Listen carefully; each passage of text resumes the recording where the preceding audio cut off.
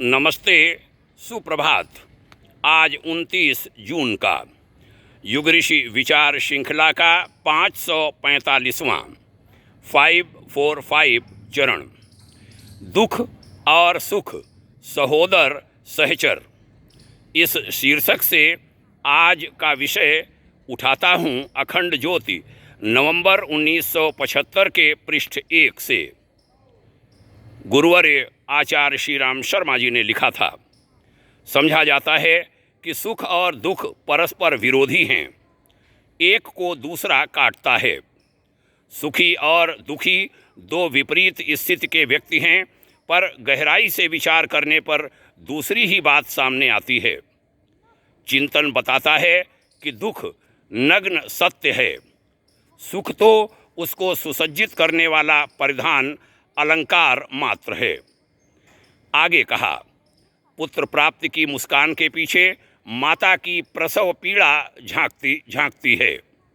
आज का गौरवान्वित कंठाभूषण कल सुनार की भट्टी में तप रहा था और हथौड़ों की चोटें खा रहा था। आग पर पकाए बिना स्वादिष्ट भोजन बन सकना कैसे संभव हो सकता है। गुरुदेव ने आगे कहा था, धनी किसान, पदोन्नत श्रमिक और पुरस्कृत कलाकार के आज के सौभाग्य को सराहते हुए थोड़ा पीछे मुड़कर भी देखना होगा। उन उपलब्धियों के लिए उन्हें कितने समय तक, कितने मनोयोग पूर्वक, कितनी कठोर साधना करनी पड़ी है।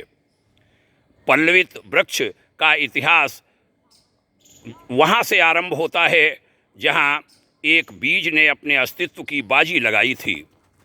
चिरंतन एकाग्र अध्यवसाय के बिना कौन विज्ञ और विद्वान बन सका है।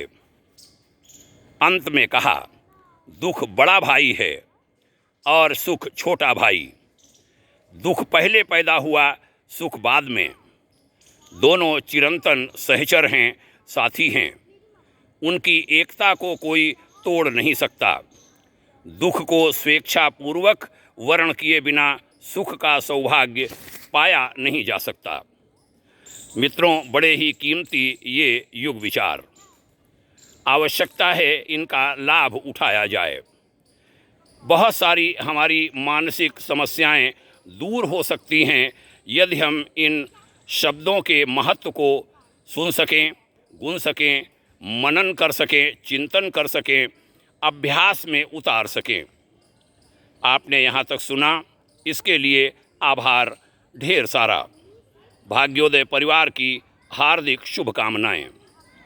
ये युग विचार अन्य शुभचिंतक लोगों तक आप भी पहुँचाएं, यह आग्रह करता हूँ। पुनः धन्यवाद। ओम शांति।